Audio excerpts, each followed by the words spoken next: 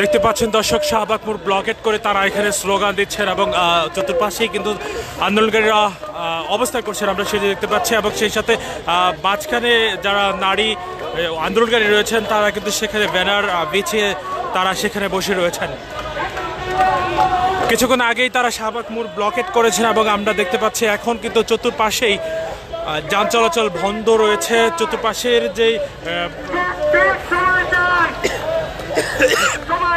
Bypass রাস্তাগুলো রয়েছে সেদিক দিয়ে যান চলাচল অল্প অল্প করে যান চলাচল করছে, আমরা সেটি দেখতে পাচ্ছি। এবং আপনাদের বলে রাখতে চাই তাদের যে দাবি সেটি হচ্ছে 47তম বিসিএসের তারা লিখিত পরীক্ষার্থী এবং তারা বলছেন তাদেরকে নাকি 2 মাস সময় দেওয়া হয়েছে পরীক্ষার জন্য, অর্থাৎ পিলি পরীক্ষার পরে রিটেন পরীক্ষার যে সময় রয়েছে সেখানে 2 মাস সময় দেওয়া হয়েছে এবং তারা এই সময়কে যথার্থ মনে করছে না। তারা বলছেন অন্যান্য যারা রয়েছেন বা এর আগেও যারা বিসিএস পরীক্ষা দিয়েছেন তারা অনেক সময় নিয়েছেন, অর্থাৎ তাদেরকে 6 মাসের মতো সময় দেওয়া হয়েছে, এখানে তাদেরকে মাত্র 2 মাস সময় দেওয়া হয়েছে। এই প্রহসন তারা মানছেন না এবং তারা বলছে তাদের সময় বৃদ্ধির দাবিতে, তাদের যে দাবি তাদের সময় বৃদ্ধির দাবিতে আসলে তারা আন্দোলন করছেন। এর আগেও তারা পিএসসির সামনে আন্দোলন করেছেন। আপনারা জানেন যে কালেকণ্ঠ আপনারা দেখেছেন যে তারা সেই পিএসসির সামনে থেকে পুলিশের কিন্তু ধাওয়া খেয়ে তারা সেখান থেকে চলে এসেছেন এবং ডাকসুর সামনে তারা সংবাদ সম্মেলন করেছেন এবং তারা অনশনেও রয়েছেন তাদের বেশ কয়েকজন আন্দোলনকারী।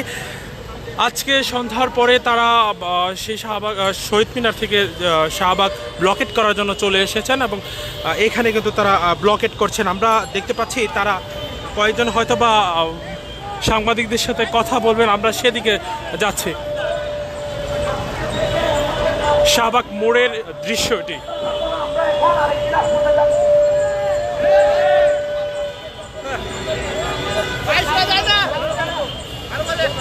যত 1 মিনিট আগে ওনারা বিজ্ঞপ্তি দিবেন, 1 মিনিটের কাজ বিজ্ঞপ্তি দিবেন, আমরা বাসায় ফেরত যাবো, আমরা পড়াশোনা ফেরত যাবো।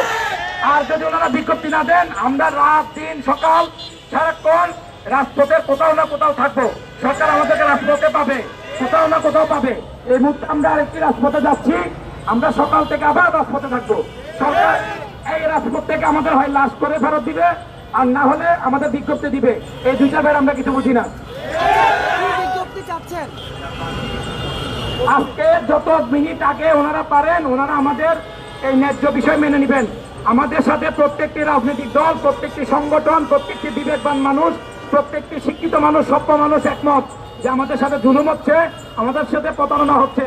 আমরা ছাত্ররা পিএসসির মালিক কোনো চেয়ারম্যান না, উনি ওইখানে দায়িত্ব নিয়েছেন, উনি আমাদের দায়িত্ব নিয়েছেন অভিভাবক হিসাবে আমাদেরকে গাইড করার জন্য, আমাদের কাজ করার জন্য।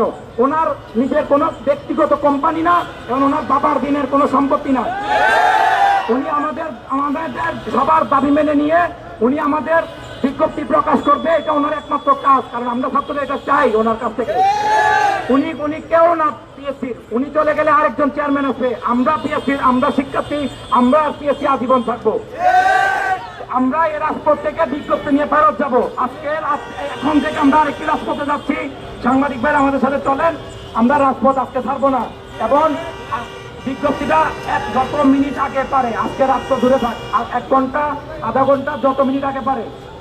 হ্যাঁ, আজকে 12টার মধ্যে হলে খুবই ভালো, না হলে 1 ঘন্টার মধ্যে হলে আরো ভালো, কিন্তু সকালের মধ্যে হলে আরো ভালো। কিন্তু আমরা রাজপথ ছাড়বো না।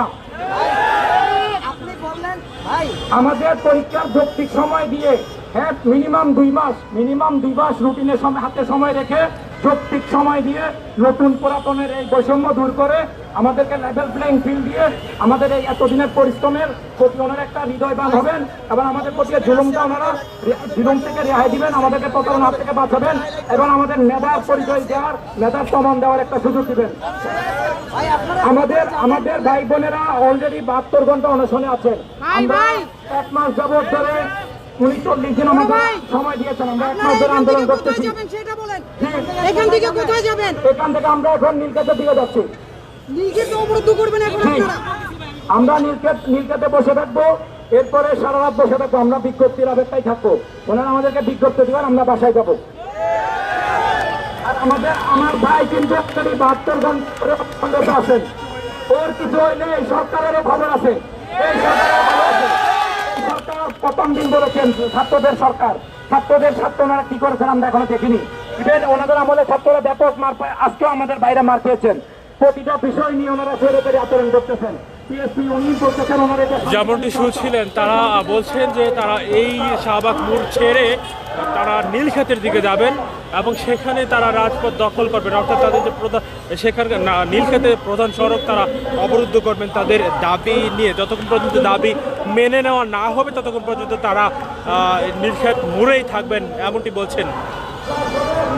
দর্শক, আমরা শাহবাগ মোড়ে এখন রয়েছে, সতর্ক অবস্থানে আইনশৃঙ্খলা বাহিনীর সদস্যরা রয়েছেন, তারা সেখানে দাঁড়িয়ে রয়েছেন দেখতে পাচ্ছেন রাস্তার এক পাশে, এবং অপর চতুর্পাশে কিন্তু আন্দোলনকারীরা তারা সারিবদ্ধভাবে দাঁড়িয়ে রয়েছেন যেন যান চলাচল না করতে পারে, এবং যান চলাচল কিন্তু করছেও না, আমরা সেটি দেখতেই পাচ্ছি, আপনারা নিশ্চয়ই দেখতে পাচ্ছেন।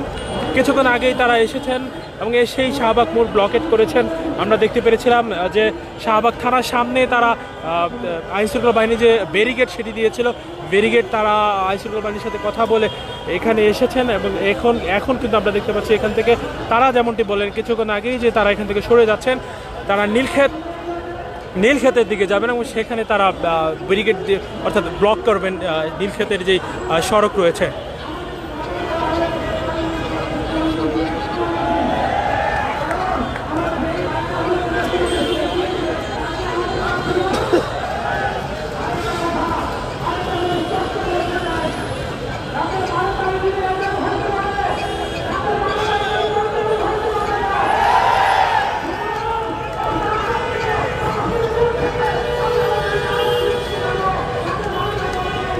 দর্শক, আপনারা দেখছিলেন কালের কণ্ঠ। আমি শাহবাগ থেকে আপনাদেরকে সরাসরি যুক্ত করেছিলাম। 47তম BCS এর লিখিত পরীক্ষার্থী যারা রয়েছেন তাদের যে দাবি, সেই দাবি থেকেই তারপরেই তারা শাহবাগ ব্লকেট করেছেন এবং এইখান থেকে আপনাদেরকে সরাসরি দেখানোর চেষ্টা করছিলাম। আমরা কালের কণ্ঠে রয়েছিলাম, আমি মাহবুব ইসলাম ছিলাম আপনাদের সাথে। আমাদের সাথে এতক্ষণ যারা যুক্ত ছিলেন সবাইকে ধন্যবাদ জানাচ্ছি। পরবর্তী আপডেট পাওয়ার সাথে সাথে আবারও আপনাদের কালের কণ্ঠে যুক্ত করব।